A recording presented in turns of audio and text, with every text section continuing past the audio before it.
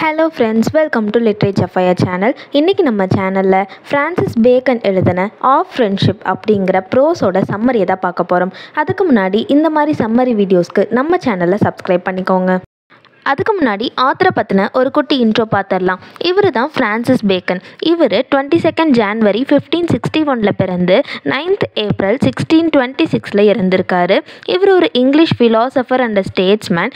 இவர் attorney ஜென்ரலாகவும் Lord chancellor of இங்கிலாண்டாகவும் இருந்திருக்காரு. எப்போ அப்படின்னா கிங் ஜேம்ஸ் I த்ரோனில் இருந்தப்போ. இப்போ இந்த ப்ரோஸ் என்னன்னு பார்க்கலாம். பேக்கன் என்ன சொல்கிறாருன்னா, இங்கிலாண்டில் ரினைசன்ஸ் நடந்தப்போ, அதாவது மறுமலர்ச்சி காலம் இருக்கு இல்லையா, அது நடந்த அப்போது நட்பு அப்படிங்கிற விஷயந்தான் எல்லா ரைட்டர்ஸும் ரொம்ப இம்பார்ட்டன்ட் சப்ஜெக்டாக யூஸ் பண்ணாங்க அப்படின்னு சொல்கிறாரு. இதுக்கு எக்ஸாம்பிளாக ஷேக்ஸ்பியரோட the merchant of Venice and அவரோட சானட்ஸை பார்க்கலாம். அதில் அவர் நட்பை பற்றி எந்த அளவுக்கு சொல்லியிருக்காரு அப்படிங்கிறதுக்கு எக்ஸாம்பிளாக இது ரெண்டையும் சொல்லியிருக்காரு. இந்த எஸ்ஸேவை ஃப்ரான்சிஸ் பேக்கன் அவரோட ஃப்ரெண்டான டாபியஸ் மேத்யூஸ் நினச்சி தான் எழுதியிருக்காரு. பேக்கன் என்ன சொல்கிறாருன்னா, ஃப்ரெண்ட்ஷிப்பை பற்றின சைக்காலஜி பற்றியும் அண்ட் அந்த ஃப்ரெண்ட்ஷிப் என்னெல்லாம் மாற்றத்தை நமக்குள்ளே ஏற்படுத்தும் அப்படிங்கிறதையும் எக்ஸ்பிளைன் பண்ணியிருக்காரு. பேக்கன் இந்த எஸ்ஸேயில் நட்பை பற்றின பாசிட்டிவ் சைடை மட்டும் சொல்லாமல் அதோட நெகட்டிவ் எஃபெக்ட்ஸை பற்றியும் சொல்லியிருக்காரு. நெகட்டிவ் சைடில் என்ன சொல்கிறாருன்னா, த லவ் ஆஃப் சாலிட்யூட், அதாவது தனிமையின் காதல். நட்பு ஒரு காலத்தில் நமக்கு தனிமையை கொடுக்கும், அதோட காதலை சொல்கிறாரு. பாசிட்டிவ் சைடில் என்ன சொல்கிறாருன்னா, ஃப்ரெண்ட்ஷிப்போட பிளெஸ்ஸிங்ஸ். ஃப்ரெண்ட்ஷிப்புங்கிறதே ஒரு பிளெஸ்ஸிங் தானே, அதுதான் நம்மளோட பாசிட்டிவ் சைடுன்னு சொல்கிறாரு. அது மட்டும் இல்லாமல் பேக்கன் என்ன சொல்கிறாருன்னா, சில டெக்ஸ்ட்டை ரெட்டாரிக் அப்படிங்கிற ஒர்க்லேருந்து எடுத்திருக்காரு. இந்த ஒர்க் யார் எழுதுனாருன்னா, அரிஸ்டாட்டில் எழுதியிருக்காரு. அதுலேருந்து அவர் என்ன சொல்கிறாருன்னா, ஒரு மனுஷனால் நட்பு இல்லாமல் வாழவே முடியாது, அவனால் தனிமையில் இருக்கவே முடியாது அப்படின்னு சொல்கிறாரு. ஒரு மனிதனோட வாழ்க்கையில் நட்புங்கிற விஷயம் கண்டிப்பாக இருக்கணும், அது இல்லாமல் இருக்கவே கூடாது. அப்படி அவன் இல்லாமல் இருந்தானா ஒன்று அவன் கடவுளாக இருப்பான், இல்லைனா மிருகமாக இருப்பான் அப்படின்னு சொல்கிறாரு. ஒரு மனிதன் தனிமையில் அவனோட சந்தோஷத்தை கண்டுபிடிக்கிறான் அப்படின்னா என்னவா இருக்கணும்னா, அவன் காடு கூட குட் ரிலேஷன்ஷிப்பில் இருக்கிறான் அப்படின்னு அர்த்தம்னு சொல்கிறாரு. ஆனால் அப்படிப்பட்ட ஹியூமன்ஸ் இங்கே ரொம்ப ரேராக தான் இருக்காங்கன்னு பேக்கன் சொல்கிறாரு. அப்படி சில பேர் இருக்காங்க இல்லையா, அவங்க எப்படி தனிமையை அனுபவிப்பாங்கன்னா, மெடிடேஷன் மூலியமாகவும் ப்ரேயர் மூலியமாகவும் கடவுள்கிட்ட கம்யூனிகேட் பண்ணுவாங்கன்னு சொல்கிறாரு. இப்போ பேக்கன் ஒரு லாட்டின் ப்ராவர்பை இங்கே யூஸ் பண்ணுறாரு.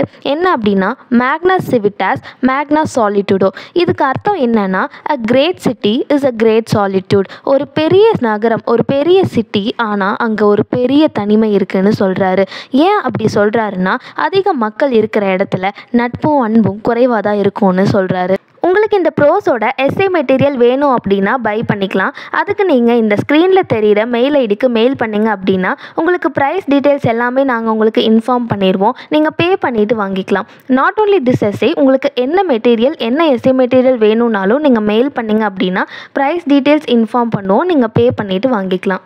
ஆல்சோ பேக்கன் என்ன சொல்கிறாருன்னா, ஒரு மனுஷன் எப்போதுமே அவனோட நண்பனை கண்மூடித்தனமாக நம்பக்கூடாது அப்படின்னு சொல்கிறாரு.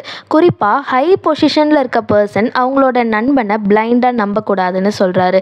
என்ன காரணம்னா, வரலாற்றில் பல மன்னர்கள் அவங்களோட பொசிஷனை இழந்ததுக்கு காரணம் அவங்களோட நண்பன் மேலே வச்சிருக்கிற அப்படி ஒரு ட்ரஸ்ட்டு தான். எக்ஸாம்பிளாக இங்கே 3 கிங்கை பற்றி சொல்லியிருக்காங்க. சுல்லா அப்படிங்கிறவர் பாம்பே கூட ஒரு நல்ல நட்புறவை வச்சுருந்தாரு.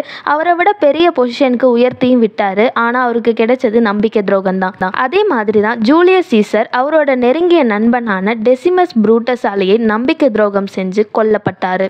டிபரஸ் அப்படிங்கிற மன்னர் செஜனஸ் அப்படிங்கிறவரோட நல்ல ஃப்ரெண்ட்ஷிப்பாக இருந்தார். செஜனஸை நல்லா வளர்த்தியும் விட்டார். ஆனால் காலப்போக்கில் டிபரஸோட பொசிஷனையும் கைப்பற்றணும்னு செஜனஸ்க்கு ஒரு வெறி வந்துருச்சு. பேக்கன் என்ன சொல்கிறாருன்னா, நண்பனாகவே இருந்தாலும் அவனோட ரகசியங்களை ஓவர் ஷேர் பண்ணக்கூடாது, அது நல்லதுக்கு இல்லைன்னு சொல்கிறாரு. இது நிறைய குழப்பத்தை ஏற்படுத்தும்னு சொல்கிறாரு.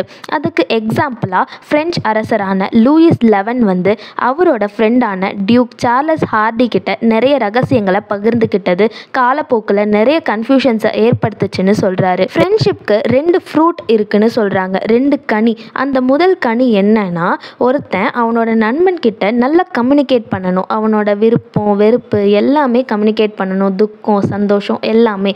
அது வந்துட்டு என்ன ஏற்படுத்தும்னா ரொம்ப சந்தோஷத்தை ஏற்படுத்தும். அவனை அறிவுரை சொல்லுவான், அவனை இன்னும் முன்னேற்றுவான். அதுதான் நடக்கும். இரண்டாவது ஃப்ரூட் ஆஃப் ஃப்ரெண்ட்ஷிப் என்னன்னா ப்ரமோட்ஸ் அண்டர்ஸ்டாண்டிங்.